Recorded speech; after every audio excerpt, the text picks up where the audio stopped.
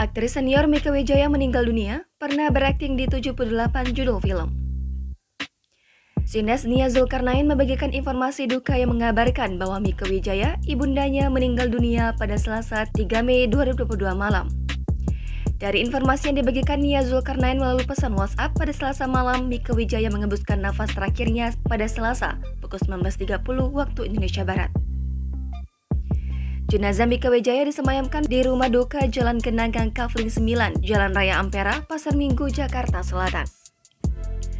Nia Zulkarnain mengatakan jenazah Mieke Wijaya direncanakan dimakamkan di TPU Tanah Kusir, Kebayoran Lama, Jakarta Selatan pada Rabu 4 Mei hari ini.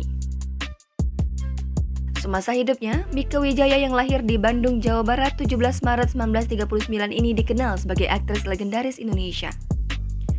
Mieke Wijaya memulai debut aktingnya lewat film Gagal di tahun 1954.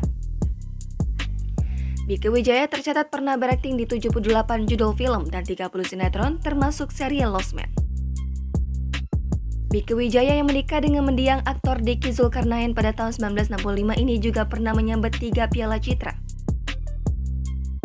Dari pernikahannya bersama mendiang Diki Zulkarnain, Mieke Wijaya memiliki 4 anak, salah satunya Sines Nia Zulkarnain.